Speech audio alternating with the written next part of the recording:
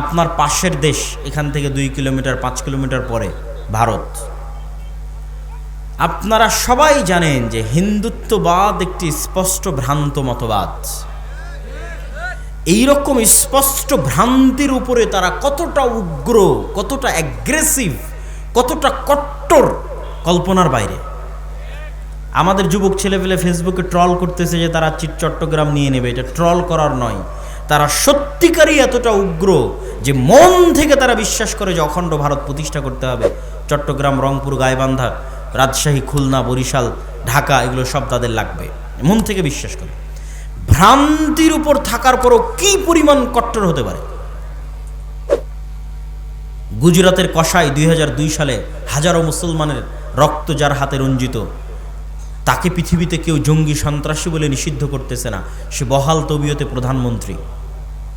আর মুসলমানেরা কোথায় একজনকে গ্রেফতার করেছে, তাই সারাদিন সারা পৃথিবীকে বুঝাতে হচ্ছে আমরা খুব ভালো, আমরা সেকুলার, আমরা সংখ্যালঘুদের গুরু নিরাপত্তা দিই, ডট ডট বলতে বলতে মুখের ফেনা তুলে দিচ্ছে, তাও দুনিয়ার কেউ বিশ্বাস করে না।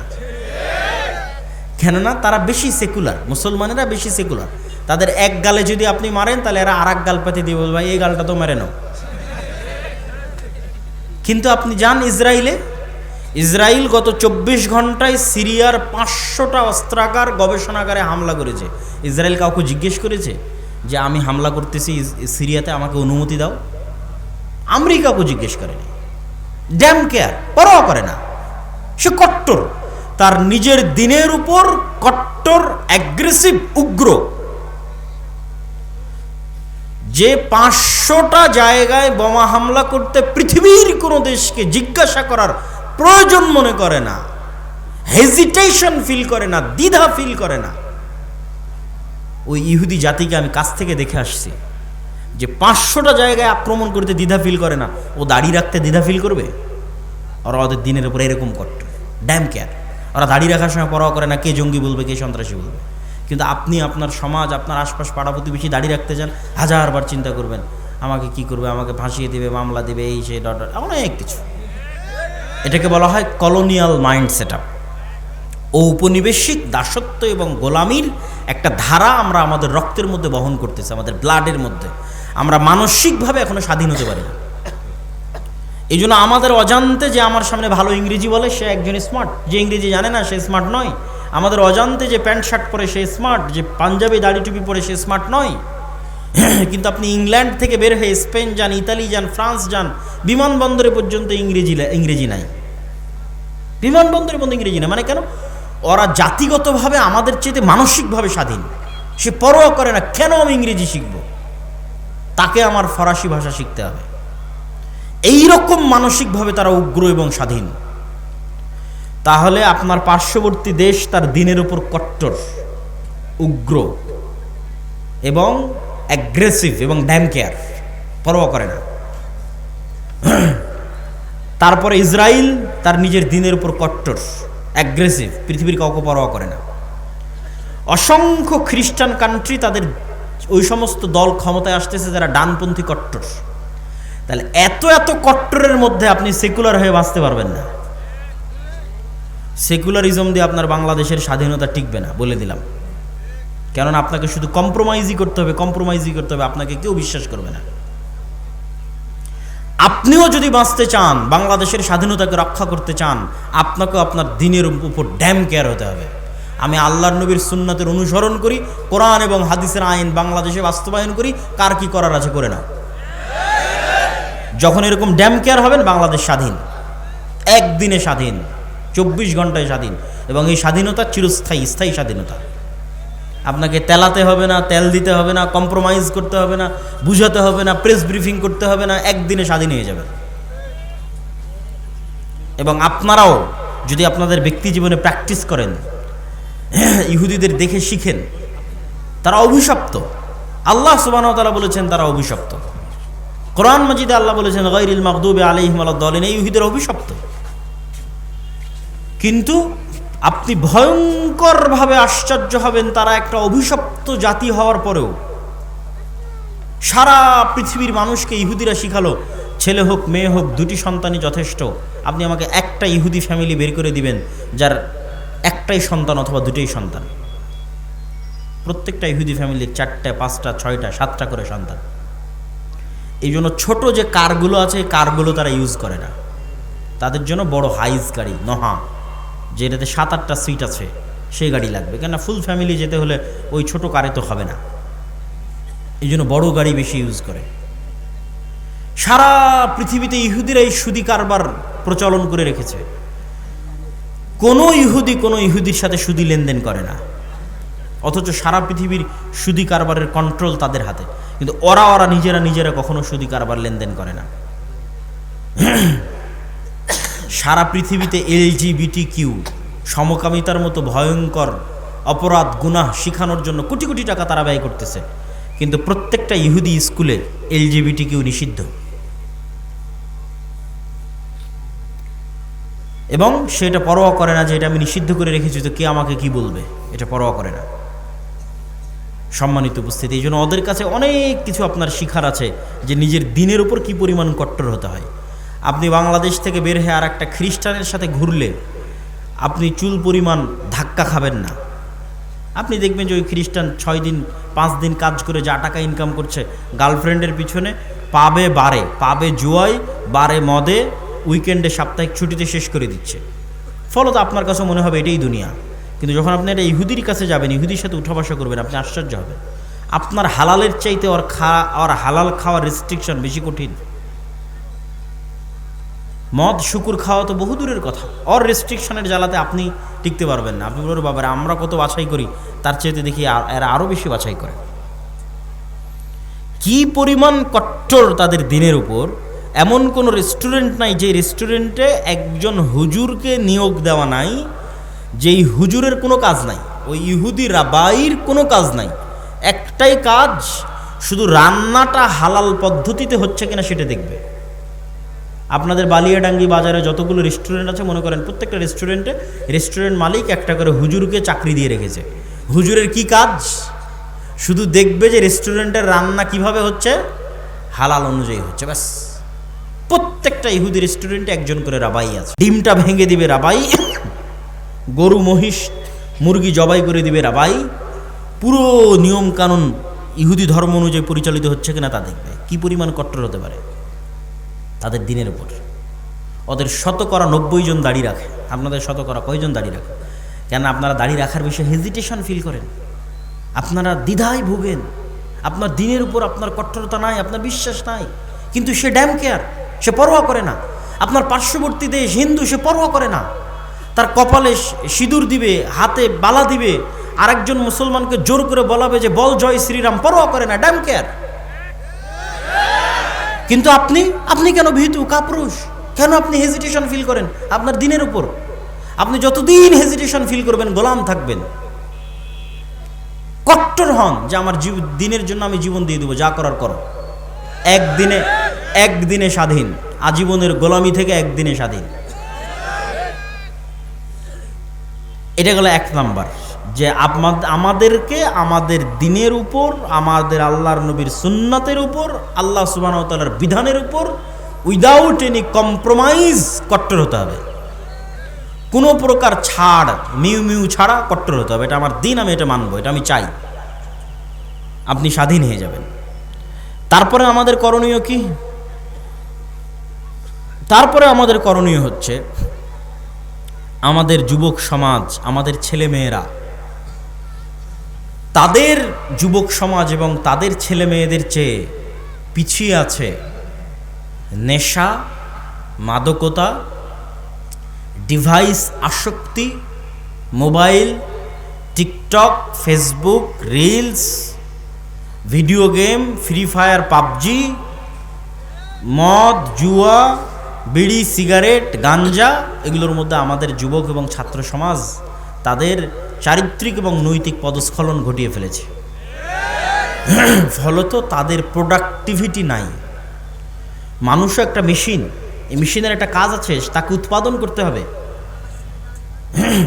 আপনারা যারা গার্মেন্টসে কাজ করেন, সেখানে উৎপাদন হয়, কতটা কাপড় তৈরি হলো গণনা করা হয়। আপনি একটা মেশিন, আপনি কি উৎপাদন করছেন? আমাদের যুবক সমাজ কি উৎপাদন করছে? সে তো শুধু সময় নষ্ট করছে। কিন্তু ওই সমস্ত দেশের যাদেরকে আমরা রোজ সকাল সন্ধ্যা গালি দিচ্ছি, গালি দিয়ে লাভ নাই।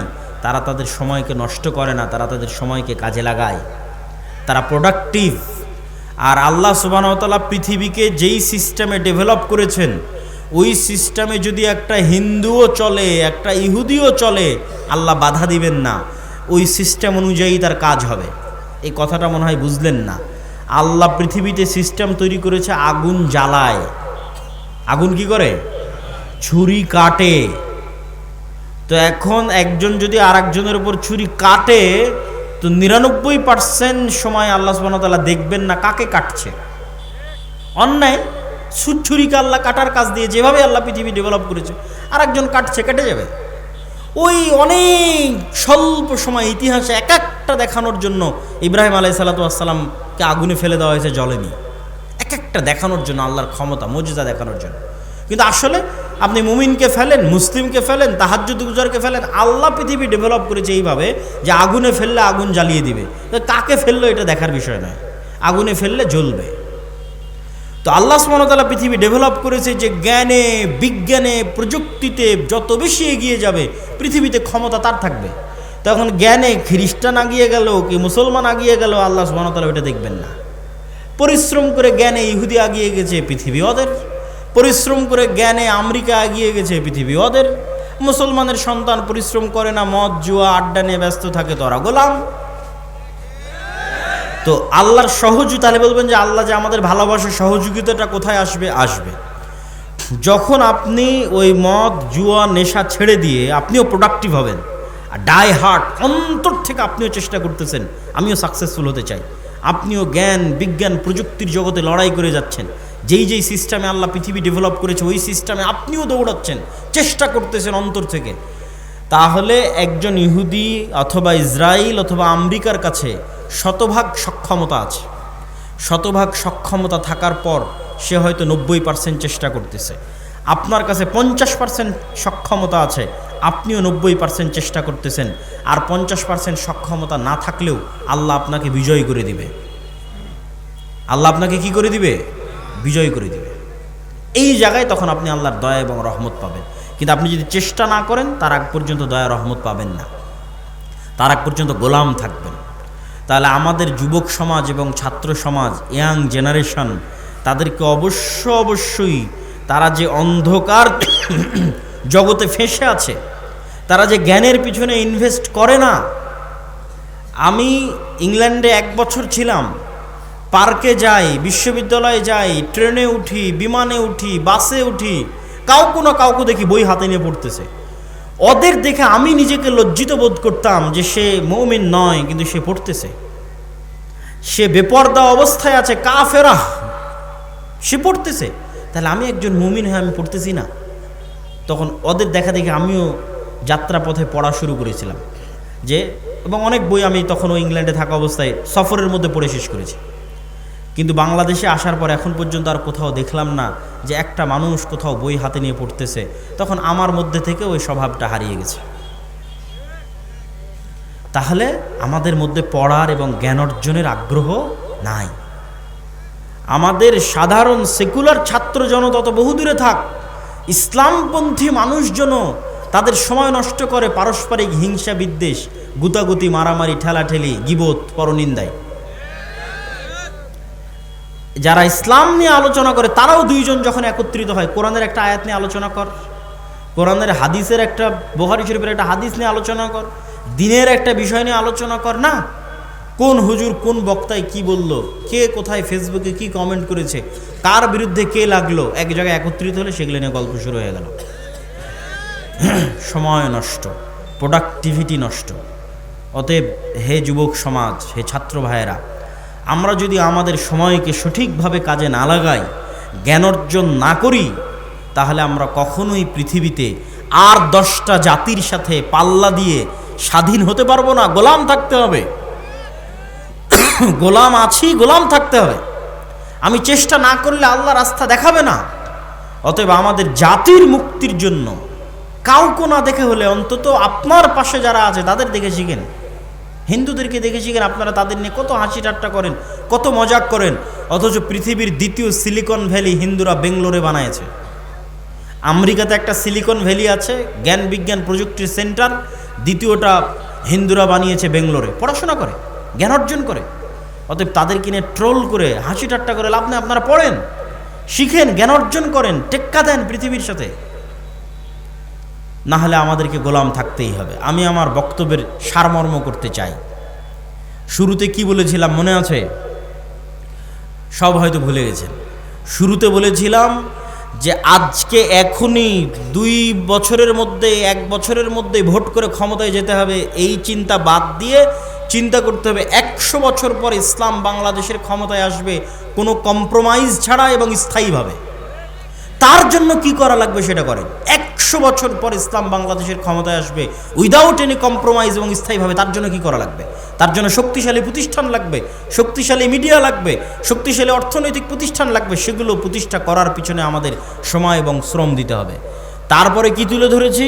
তারপরে আপনাদের সামনে তুলে ধরেছি যে আমাদের ব্যক্তিগত সামাজিক জীবনে ন্যায়পরায়ণতা যদি না থাকে, আমরা কখনোই আল্লাহর দয়ায় ক্ষমতায় যেতে পারবো না। অতএব আমাদের ব্যক্তিগত জীবনে কি লাগবে? ন্যায়পরায়ণতা লাগবে। এবং ন্যায়পরায়ণতার উদাহরণ দিতে গিয়ে বলেছি, আমরা আমাদের স্ত্রীদের সাথেও ন্যায়পরায়ণ নই। আপনি জিজ্ঞেস করেন আপনি আপনার স্ত্রীর সাথে ন্যায়পরায়ণ কিনা। আপনার বউকে জিজ্ঞেস করেন সে তার শাশুড়ির সাথে ন্যায়পরায়ণ কিনা। শাশুড়িকে জিজ্ঞেস করেন সে তার বৌমার সাথে ন্যায়পরায়ণ কিনা।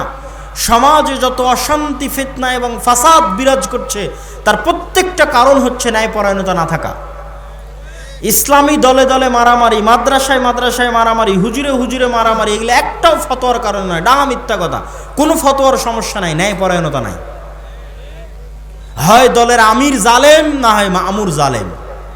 হয় দলের আমির মাজলুম, না হয় মামুর মাজলুম। হয় দলের আমির মিথ্যুক, না হয় মামুর মিথ্যুক। হয় মসজিদের সভাপতি জালেম, না হয় মসজিদের ইমাম সাহেব জালেম। হয় মসজিদের সভাপতি মাজলুম, না হয় ইমাম সাহেব মাজলুম। যত জায়গায় সমস্যা আছে প্রত্যেকটা জায়গায় ন্যায়পরায়ণতার অভাব আছে। এই জন্য মুসলমানদের প্র্যাকটিস করতে হবে নিজেদের ব্যক্তি, সমাজ এবং পারিবারিক জীবনে ন্যায়পরায়ণতা প্রতিষ্ঠা করার। 3 নাম্বার কি বলেছি? আমাদেরকে আমাদের দিনের উপর কট্টর হতে হবে এবং কলোনিয়াল মাইন্ড সেট আপ, 190 বছর ব্রিটিশদের যে গোলামি করেছি, ওই গোলামি করতে গিয়ে আমাদের রক্তের মধ্যে ঢুকে গেছে যে যার দাড়ি চাছা সে স্মার্ট, আর যার মুখে দাড়ি আছে সে আনস্মার্ট। এই কলোনিয়াল মাইন্ড সেট আপের মুখে লাথি মারতে হবে, স্বাধীন হতে হবে। যেটা আল্লাহর নবী সেটা স্মার্ট, যেটা আল্লাহর নবীর নয় সেটা স্মার্ট নয়। এটা যেদিন শক্তভাবে বিশ্বাস করে নেবেন উইথ কনফিডেন্ট এবং উইদাউট এনি কম্প্রোমাইজ, শক্ত আত্মবিশ্বাসের সাথে, সেদিন আপনি স্বাধীন হয়ে গেছেন। সেই দিন পৃথিবীর কোনো শক্তি পৃথিবীতে আপনাকে দমিয়ে রাখতে পারবে না। 4 নাম্বার কি বলেছি? 4 নাম্বার বলেছি আমাদের ছাত্র তরুণ জনতা, তারা যে নেশার মধ্যে, অবৈধ সম্পর্কের মধ্যে, এবং আমাদের মা এবং বোনেরা এবং আমাদের ভাইয়েরা, তাদের মধ্যে দিয়াসাহ মানে শুকুরের চর্বি। শুকুর অপবিত্রতা, অপরিচ্ছন্নতা, নোংরামি পছন্দ করে। শুকুর তার নিজের বিষ্ঠা, নিজের মল চেটে খায়, লজ্জা নাই। এই শুকুরের চর্বিকে বলা হয় দিয়াসাহ। রাসূল সাল্লাল্লাহু আলাইহি ওয়াসাল্লাম বলেছেন, লা ইয়াদখুলুল জান্নাতা দায়ুস, দায়ুস জান্নাতে যাবে না, শুকুর জান্নাতে যাবে না, শুকুরের চর্বি জান্নাতে যাবে না। তো শুকুরের চর্বির সাথে জান্নাতে যাওয়ার কি সম্পর্ক? মানে ওই মানুষ জান্নাতে যাবে না যার রক্ত, যার চর্বি শুকুরের রক্ত শুকুরের চর্বির মতো হয়ে গেছে। কার রক্ত, কার চর্বি শুকুরের রক্ত শুকুরের চর্বির মতো হয়ে গেছে? যার পরিবারের মধ্যে বেহায়াই আছে, নির্লজ্জতা আছে, কিন্তু তার অন্তরে কষ্টবোধ নাই, তার অন্তরে দুঃখবোধ নাই, লজ্জাবোধ নাই, সে দায়ুস, সে জান্নাতে যাবে না। আপনি দায়ুস হলে সমস্যা কি? আমি যদি দায়ুস হই তাহলে সবচেয়ে বড় সমস্যা হচ্ছে বাবা দায়ুস বা ভাই দায়ুস, তার মেয়ে অথবা তার বোন বেপরদা অবস্থায় চলাফেরা করে, অথবা তার স্বামী দায়ুস, স্ত্রী বেপরদা অবস্থায় চলাফেরা করে, তার অন্তরে কোনো ব্যথা নাই, মানে তার রক্ত শুকুরের রক্ত হয়ে গেছে। এই মানুষ আর ওই বেপর্দা যে স্ত্রী, এই দুইজনের ঘরে কখনোই সাহসী পুরুষের জন্ম হবে না। খালিদ বিন ওয়ালিদ, ওমর ইবনুল খাত্তাব, সুলতান মোহাম্মদ ফাতেহের মতো বীর সেনানীর জন্ম হবে না। কি জন্ম হবে?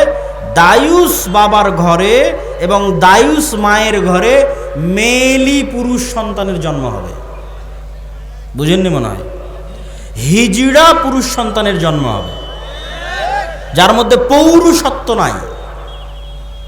পৌরুষত্ব মানে শুধু পুরুষ হওয়া নয়, পৌরুষত্ব মানে সেই সাহসিকতা, সে আত্মমর্যাদা, সে আত্মসম্মান, সেই ব্যক্তিত্ব, সেই পার্সোনালিটি।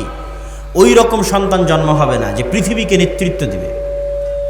এই জন্য পাশ্চাত্যরা চায় যেন আপনাদের মাদের গর্ভ থেকে নেতা জন্ম না হয়, বরং কি জন্ম হয়? ওই রকম LGBTQ সমকামী মেয়েলি সন্তানের জন্ম হয়। এটা হবে যদি আপনি দায়ুস হন এবং আপনার স্ত্রী দায়ুস হয়। আপনার মধ্যে পৌরুষত্ব নাই, মানে সাহসিকতা নাই, ব্যক্তিত্ব নাই, পার্সোনালিটি নাই। আর এই ব্যক্তিত্ব, পার্সোনালিটিকে অসংখ্য জিনিস ধ্বংস করে, শুধু বেপর্দা ধ্বংস করে না, আরও অনেক কিছু ধ্বংস করে। বেপর্দা যেমন আমাদের ইনার অভ্যন্তরীণ পার্সোনালিটি, ব্যক্তিত্বকে ধ্বংস করে, ঠিক তেমনি লোন, ধার, কর্জ পার্সোনালিটিকে ধ্বংস করে। ইসলামে অর্থনৈতিক মূল্যবোধের 1 নাম্বার পয়েন্ট হচ্ছে আল কানাআহ, অল্পে সন্তুষ্ট থাকা। আমি সুদ ভিত্তিক লোনের কথা বলতেছি না, গোটা হাদিস শাস্ত্র এবং গোটা কোরআন শাস্ত্র খুঁজে আপনি আমাকে দেখাবেন যে আপনার বাড়ি মাটির আছে, মাটির থেকে টিনের করার জন্য আপনি কর্জে হাসানা নিবেন, এর দলিল কোরআন এবং হাদিসে আছে। সুদ ভিত্তিক লোনের কথা বলছি না, কর্জে হাসানা। আপনার বাড়ি টিনের আছে, আপনি সেটা পাকা করবেন, তার জন্য সুদে লোন না নিয়ে কর্জে হাসানা, সুদমুক্ত লোন নেবেন, এর দলিল কোরআন এবং হাদিসে আছে। আপনার বাড়িতে এসি নাই, এসি কিনবেন, ফ্রিজ নাই, ফ্রিজ কিনবেন, মোটর সাইকেল নাই, মোটর সাইকেল কিনবেন, তার জন্য সুদভিত্তিক লোন বহু পরের কথা। আপনি কর্জে হাসানা, সুদ ছাড়াই ভাই বোন আত্মীয় স্বজনদের কাছে লোন নেবেন, এর কোনো দলিল আপনি কোরআন এবং হাদিস থেকে আমাকে দেখাতে পারবেন না। তাহলে কর্জে হাসানা কখন নেবেন? সুদভিত্তিক লোন বহু পরের কথা। কর্জে হাসানা কখন নেবেন? যখন মরে যাচ্ছেন, অপারেশন থিয়েটারে আছেন, টাকা নাই, অপারেশন না হলে, টাকা না ব্যবস্থা করতে পারলে ছেলে মারা যাবে, তখন কর্জে হাসানা চাইতে পারবেন। আমি যদি বুঝাতে না পারি তাহলে এটা আমার ব্যর্থতা। কেন? আপনি সুদ ভিত্তিক লোন বহু পরে আপনি আরেকজনের কাছে আজ চাইতে গেলেন, ভাই আমাকে 5,000 টাকা ধার দাও, আমি হচ্ছি মাটির বাড়ি ভেঙে টিনের বাড়ি করতেছি, 5,000 টাকা আপনাকে ধার দিল। পরের দিন আপনি সেই টাকা পরিশোধ করতে পারলেন না, আপনার অন্তরে খারাপ লাগতেছে, পরিশোধ করতে পারতেছেন না। তারপরের দিন মিথ্যার আশ্রয় নেবেন, নেবেন না? নেবেন না? মিথ্যার আশ্রয় নেবেন না? নেবেন না? মিথ্যার আশ্রয় নেবেন। যেই দিন থেকে মিথ্যা বলা শুরু করলেন, ওই দিন থেকে আপনার ব্যক্তিত্ব নষ্ট হয়ে গেল, আপনার পৌরুষত্ব নষ্ট হয়ে গেল, আপনার আত্মমর্যাদা, আত্মসম্মান নষ্ট হয়ে গেল। আপনি এখন আর পূর্ণ মুসলিম থাকতে পারবেন না, আপনি বিক্রি হয়ে গেছেন, মুনাফিক হয়ে গেছেন। পরের দিন আপনার ছেলেকে মিথ্যা বলা শিখাবেন, তারপরের দিন আপনার বউকে মিথ্যা বলা শিখাবেন, পুরো পরিবার মিলে বেহায়া হয়ে যাবেন, পুরো পরিবার মিলে আত্মমর্যাদাহীন, ব্যক্তিত্বহীন, থার্ড ক্লাস পরিবারে পরিণত হয়ে যাবেন। সুতরাং ওই পরিবার থেকে বীর মুজাহিদের জন্ম হবে না, বীর সাহসী পুরুষের জন্ম হবে না। কেন? মিথ্যার আশ্রয় নিচ্ছে পুরো ফ্যামিলি। এই জন্য আল্লাহ নবী বলেছে, খবরদার তোমরা ধার, কর্জ, লোনের ধারে কাছে যেও না। সুদ ভিত্তিক তো বহু পরে, আমি কর্জে হাসানার কথা বলতেছি, এখন যেই কথাগুলো বলতেছি এগুলো কর্জে হাসানা, সুদ ছাড়া। সুদ সহ নেওয়া আরো পরে। সুদ ছাড়াই আপনি কর্জ নেবেন কখন? যখন মরে যাচ্ছেন তখন, তাছাড়া নয়। তাহলে কি থাকবে? আপনার আত্মমর্যাদা, মাথা উঁচু থাকবে, আত্মসম্মান উঁচু থাকবে, আপনার সন্তান আত্মমর্যাদা সম্পূর্ণ হবে, ব্যক্তিত্ব সম্পূর্ণ হবে, সাহসী হবে, কোনোদিন কোথাও মাথা নিচু করবে না, অন্যায়ের বিরুদ্ধে রুখে দাঁড়াবে, বীর সেনানী হবে, বীর সেনাপতি হবে, নেতা হবে, পৃথিবীকে নেতৃত্ব দিবে। সম্মানিত উপস্থিতি, আল্লাহ সুবহানাহু ওয়া তাআলা আমাদের এই ছোট্ট সংক্ষিপ্ত আলোচনাকে গুরুত্ব সহকারে মানার তৌফিক দান করুক, আল্লাহুম্মা আমিন। আপনাদের আল জামিয়া সালাফিয়া দিনাজপুর নাম শুনেছেন? অত্র রংপুর অঞ্চলের বৃহত্তম দ্বীনী শিক্ষা প্রতিষ্ঠান, এরিয়ার দিক থেকে, ছাত্রের দিক থেকে, শিক্ষকের মানের দিক থেকে। এই অঞ্চলের জন্য এটা নেয়ামত। আপনাদেরকে এই নেয়ামতকে মূল্যায়ন করা উচিত, শুকরিয়া আদায় করা উচিত। আর শুকরিয়া আদায় করবেন কিভাবে? কয়েকভাবে। সন্তানকে ভর্তি করাতে পারেন, জামিয়া সালাফিয়ার মাসিক আল ইতিসাম নিতে পারেন, জামিয়া সালাফিয়ার সালাফি কনফারেন্সে যেতে পারেন। এখান থেকে যান আপনারা সালাফি কনফারেন্সে দিনাজপুরের। এইবারের সালাফি কনফারেন্স কয় তারিখে আছে কে বলতে পারবেন? আপনারা তো খবরই রাখেন না, তাহলে কেমনে হবে? যে 30 এবং 31 জানুয়ারি আল জামিয়া সালাফিয়া দিনাজপুরের সালাফি কনফারেন্স। দেশ এবং বিদেশের বড় বড় বক্তাগণ 2 দিন ব্যাপী থাকবেন। আপনারা সেখানে জনগণ সহ বাস সহ উপস্থিত হওয়ার চেষ্টা করবেন। মাসিক আল ইতিসামের কোনো এজেন্ট আছে আপনাদের এলাকায়? এই পুরো অনুষ্ঠানের মধ্যে কেউ আছে মাসিক আল ইতিসামের এজেন্ট? যদি না থেকে থাকে আমি উদাত্ত আহ্বান জানাবো, যারা আজকের প্রোগ্রাম আয়োজন করেছেন, যারা আজকের অনুষ্ঠান আয়োজন করেছেন, আপনারা যদি মনে করেন যে সত্যিকার ভালোবাসা জামিয়া সালাফিয়ার সাথে আল্লাহর সন্তুষ্টির জন্য, দুনিয়াবি কোনো স্বার্থে নয়, আজকে আমি একদিনের জন্য আপনার কাছে এসেছি, প্রতি মাসে আমি আপনার কাছে আসব, আমার লেখা আপনার কাছে আসবে। গত মাসের সম্পাদকীয় পড়ে দেখেন, তার আগের মাসের সম্পাদকীয় পড়ে দেখেন, এই মাসের যে সম্পাদকীয় আসতেছে জানুয়ারির সংখ্যায় সেটা পড়ে দেখেন। জানুয়ারি সংখ্যার সম্পাদকীয় সিরিয়ার ওপর লেখা আছে। আজকে সিরিয়ার ওপর কোনো আলোচনাই করিনি। প্রতি মাসে আমাদের মেসেজ, আমাদের বক্তব্য আপনার কাছে চলে আসবে। স্থায়ী সম্পর্ক, এই স্থায়ী সম্পর্কগুলোকে গুরুত্ব দিবেন। দাওয়া ইলাল্লাহর মক্তব পরিচালিত হচ্ছে। 400টার মতো মক্তবের মধ্যে জাতীয় মক্তব প্রতিযোগিতা আয়োজন হয়েছে। এই সকল মক্তবের শিক্ষকদের যাতায়াত খরচ দিয়ে জামিয়া সালাফিয়া ডাঙ্গিপাড়াতে আমরা প্রশিক্ষণ দিয়েছি, সিলেবাস দিয়েছি। তাহলে এই মক্তবগুলোর মতো যদি আপনারা আপনাদের মক্তব পরিচালিত না করেন, এত সুযোগ সুবিধা দেওয়ার পরও, তাহলে দায়ী আমরা না, আপনারা। আপনার ইমাম আমার জামিয়া সালাফিয়া থেকে ট্রেনিং দিবে, এর জন্য টাকা লাগবে না, আমি যাতায়াত খরচ দিব। ওখানে থাকা থেকে খেয়ে ট্রেনিং নিবে, তার থাকা খাওয়া খরচ আমি দিব। কেন আপনারা আপনাদের মক্তবের ইমামদের পাঠাচ্ছেন না? যারা জালসার আয়োজন করেছেন, তারা যাদের সাথে যোগাযোগ করছেন আমাদের অফিসে, তাদের সাথে যোগাযোগ করে অবশ্যই জরুরি ভিত্তিতে আপনাদের আশেপাশের মক্তবের শিক্ষকদের রাজশাহীতে ট্রেনিংয়ে পাঠান। দেখবেন ট্রেনিং নিয়ে আসার পরে গ্রাম পরিবর্তন হয়ে গেছে। গ্রামের ছোট ছোট বাচ্চাদের দিন শিক্ষা পরিবর্তন হয়ে গেছে। আমরা যদি ওই ছোটো বাচ্চাদের অন্তরে দিনের জ্ঞান না দিতে পারি, তাহলে এই একদিনের 1 ঘন্টার বক্তব্যে আমি আপনাকে পূর্ণ দিন শিখাতে পারবো না। কোথায় আজ বছরে 3, 4, 5 বছরে এখানে একবার আসলাম, কিন্তু আমি অল টাইম আপনার গ্রামে থাকবো। আমার সিলেবাস অনুযায়ী আপনার বক্তব্যটা চালান। আপনার শিক্ষককে আমাদের জামিয়া সালাফিয়া থেকে ট্রেনিং দিয়ে নিয়ে আসেন, তাহলে আমি আব্দুল্লাহ 24 ঘন্টা আপনার গ্রামে আছি, আপনার ছেলেদের সাথে আছে, আপনার সন্তানদের সাথে আছে। মাসিক আল ইতিসামের এজেন্ট হন, আমরা প্রতি মাসে আপনাদের কাছে চলে আসতেছি। সম্মানিত উপস্থিতি, জামিয়া সালাফিয়ার সার্বিক কাজের জন্য আপনারা আল্লাহ সুবহানাহু ওয়া তাআলার নিকটে দোয়া করবেন। আল্লাহ সুবহানাহু ওয়া তাআলা যেন কবুল করে, আল্লাহুম্মা আমিন। জামিয়া সালাফিয়া ডাঙ্গিপাড়া পাবা রাজশাহী, জামিয়া সালাফিয়া রূপগঞ্জ নারায়ণগঞ্জ, জামিয়া সালাফিয়া তেঘরা বিরল দিনাজপুর, জামিয়া সালাফিয়া বরিশাল, এই প্রত্যেক প্রতিষ্ঠানগুলো মিলে প্রায় 5000 ছাত্রছাত্রী, 250 থেকে 300 শিক্ষক শিক্ষক কর্মকর্তা কর্মচারী, মাসিক আল ইতিসাম, মাকতাবাতুস সালাফ, আদ-দাওয়া ইলাল্লাহ, এগুলো সব মিলিয়ে যে বৃহৎ কার্যক্রম চলতেছে। রূপগঞ্জ নারায়ণগঞ্জে 10,000 মুসল্লি সালাত আদায় করতে পারবে। এই মসজিদ নির্মাণ চলতেছে, যার বেসমেন্ট ঢালাই কিছুদিন আগে হলো। আর আপনাদের তেঘরা বিরল দিনাজপুরেও মসজিদের কার্যক্রম শুরু হয়ে গেছে। মাঝে মধ্যে গিয়ে দেখে আসবেন, আল্লাহর সন্তুষ্টির জন্য দান করে আসবেন। আপনাদের প্রতিষ্ঠান, আপনাদের এলাকার প্রতিষ্ঠান এবং আপনাদের শ্রদ্ধেয় শায়েখ আব্দুর রাজ্জাক বিন ইউসুফের জন্য দোয়া করবেন। আল্লাহ সুবহানাহু ওয়া তাআলা তার হায়াতে তাইয়্যিবা দান করুক, আল্লাহুম্মা আমিন। এই বলে আমি আমার বক্তব্য এখানেই শেষ করছি। অনেক দূরের পথ আমাদের আগাতে হবে। সংক্ষিপ্ত প্রশ্নোত্তর দিয়ে আমি আপনাদের নিকট থেকে বিদায় নিতে যাচ্ছি।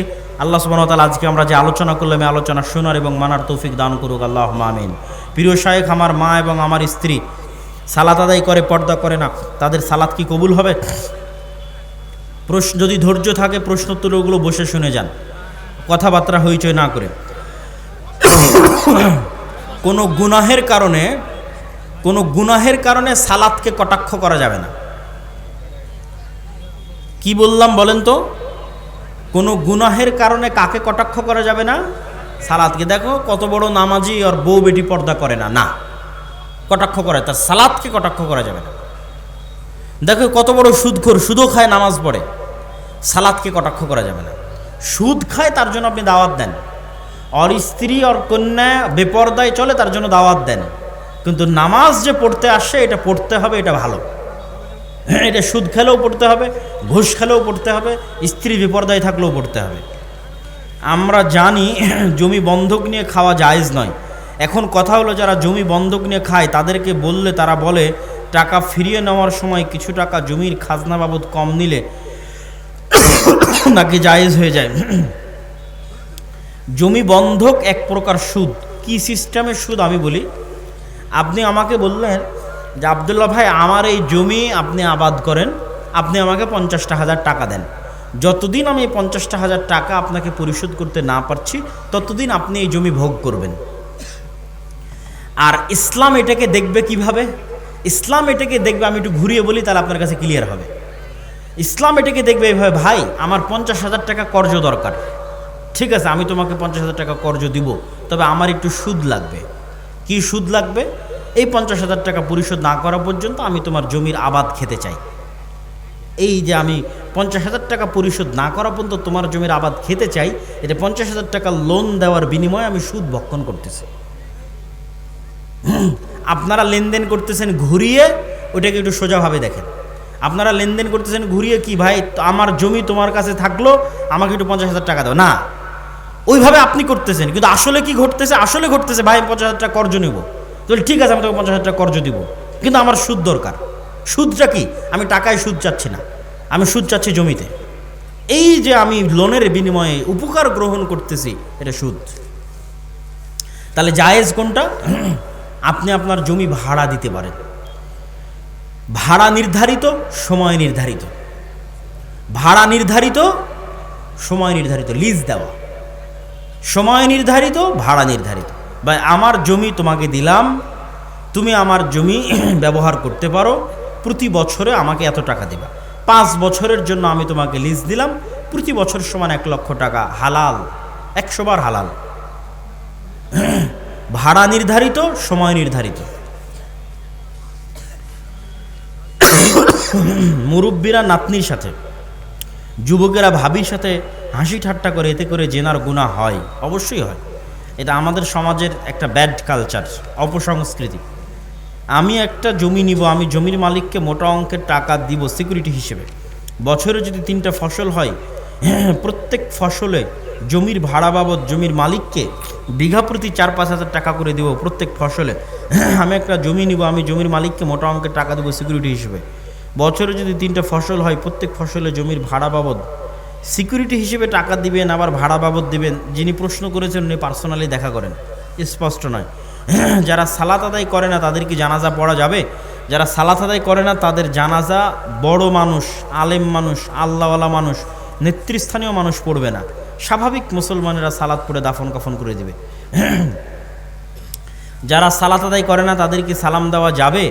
যদি মনে হয় সালাম না দিলে সামাজিকভাবে বয়কট করলে সে সালাতের প্রতি উদ্বুদ্ধ হতে পারে, তাহলে সালাম বয়কট করে, সামাজিকভাবে বয়কট করে তাকে সালাতের প্রতি উদ্বুদ্ধ করতে হবে।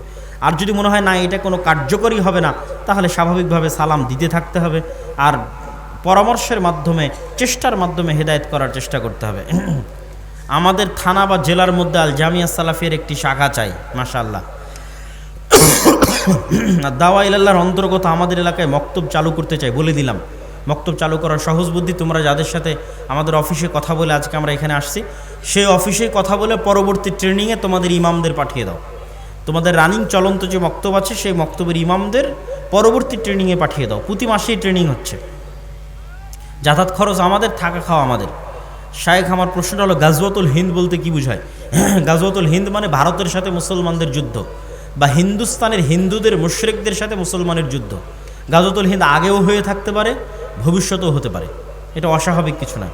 গাজওয়াতুল হিন্দের কথা হাদিসে আছে। অতীতেও গাজওয়াতুল হিন্দ হতে পারে, কেন অতীতেও এই ভারতে হিন্দু মুশরিকরা বসবাস করতো, মুসলমানেরা বহু যুদ্ধে লিপ্ত হয়েছে। মাহমুদুল হাসান গাজনবী থেকে শুরু করে অসংখ্য মুসলমান ভারতে যুদ্ধ করেছে। ভাই বোনের জমি ভাগ করার বিষয়ে কিছু বলেন। যেভাবে আল্লাহ বলেছে ওইভাবে ন্যায়ের সাথে সমানভাবে বন্টন করে দিতে হবে আল্লাহর আদেশ অনুযায়ী, না হলে মুনাফিক। এবং সে সালাত আদায় করলেও মুনাফিক, হজ করলেও মুনাফিক, তাহাজ্জুদ গুজার হলেও মুনাফিক। পান, জর্দা, বিড়ি, গুল, সিগারেটের ব্যবসা কি হারাম? এটা আবার জিজ্ঞেস করে কেউ। মুসলমান হলে এটা জিজ্ঞেস করার কথা না। আমাদের এই দিকে অনেকে সিয়াম রাখে কিন্তু দাড়ি চাচ্ছে, তাদের বিষয়ে কিছু বলবেন। কখনোই মানুষের আর একটা আমল দিয়ে আর একটা সৎ আমলকে কটাক্ষ করবেন না। সিয়াম রাখে ভালো কথা, এটার জন্য দাড়ি কিনে এটাকে কটাক্ষ করার দরকার নাই। সালাত আদায় করে ভালো কথা, দাড়ি কিনে এটাকে কটাক্ষ করার দরকার নাই। আপনি আলাদাভাবে তাকে দাড়ির জন্য দাওয়াত দেন। কিন্তু দাড়ি রাখে না, এই জন্য তার সালাত তার সিয়ামকে কটাক্ষ করবেন না, তার দাওয়াতি কাজকে কটাক্ষ করবেন না। কে আল্লাহর কাছে প্রিয় তা আল্লাহ সুবহানাহু ওয়া তাআলা ভালো জানে। মানুষ আমলের জোর দিয়ে জান্নাতে যাবে না, আল্লাহর দয়ায় জান্নাতে যাবে। সবাই বৈঠক শেষে দোয়া পড়ি, সুবহানাকা আল্লাহুম্মা ওয়া বিহামদিকা আশহাদু আল্লা ইলাহা ইল্লা আনতা আস্তাগফিরুকা ওয়া আতুবু ইলাইক। আসসালামু আলাইকুম ওয়া রাহমাতুল্লাহি ওয়া বারাকাতুহু।